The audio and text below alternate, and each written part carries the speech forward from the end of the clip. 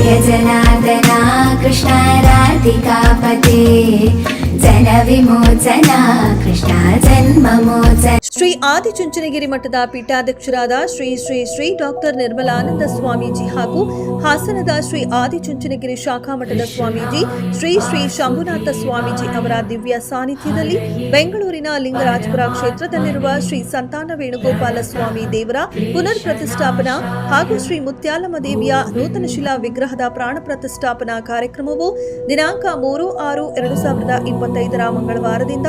5/6/2025 ಗುರುವಾರದವರೆಗೆ ನಡೆಯಲಿದ್ದು, ಕಾರ್ಯಕ್ರಮಕ್ಕೆ ಮುಖ್ಯ ಅತಿಥಿಗಳಾಗಿ ಬಡವರ ಬಂಧು ದೀನದಲಿತರ ಆಶಾಕಿರಣ ಇಂಧನ ಸಚಿವರಾದ ಕೆಜೆ ಜಾರ್ಜ್ ಸರ್ ಅವರು, ಬೆಂಗಳೂರು ಕೇಂದ್ರ ಕ್ಷೇತ್ರದ ಲೋಕಸಭಾ ಸದಸ್ಯರಾದ ಶ್ರೀ ಪಿಸಿ ಮೋಹನ್ ಸರ್ ಅವರು ಮತ್ತು Sarvajna Nagar sports and cultural welfare association ಅಧ್ಯಕ್ಷರಾದ ಶ್ರೀ ರಾಣಾ ಜಾರ್ಜ್ ಸರ್ ಅವರು ಹಾಗೂ ಆರ್ಎಸ್ ಡೆವಲಪರ್ಸ್ನ ಆರ್ ಶ್ರೀಧರ್ ಸರ್ ಅವರು